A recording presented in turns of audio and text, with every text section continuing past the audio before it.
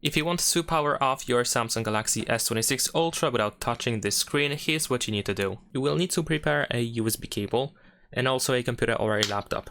You will need to connect your phone to your computer via this USB cable. And of course, while trying to force restart your phone, because this is what we are going to do, first we will have to force restart it, then connect the USB cable, and then immediately use the combination of buttons that is used to go to the recovery mode. So let me try to explain.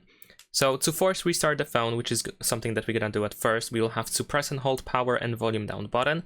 We will have to hold for like approximately 7 seconds or so. And once the screen shuts down, connect the USB cable to the phone and connect it to your computer. And then immediately press and hold power and volume up. So let's get right into it. First, I'm gonna press and hold power and volume down, and just keep holding these two buttons. There we go. Now we're gonna plug it in and power and volume up. Now the thing is, unfortunately, on the Samsung Galaxy S26 Ultra, it seems that it takes quite a bit of time to turn the phone back on after using the force restart. I'm not sure why the phone takes so long to turn itself back on, but it is how it is. It might even need to wait like a minute before the phone turns itself back on. Nevertheless, once you see the Samsung logo on the screen, you can actually release the power button and you can just hold volume up. In this case, I'm just gonna keep holding these two buttons, and we just have to wait for the Samsung logo. And like I said, once we see it, there we go, then we need to hold volume up.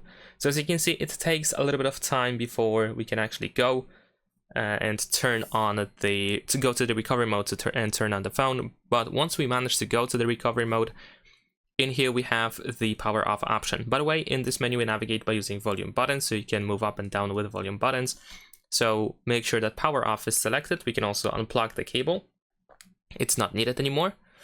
And we can just confirm our selected option by pressing the power button. So once you use it, the phone should turn off. Now, once, of course, you will try to turn the phone back on, you will need to go through the recovery mode again.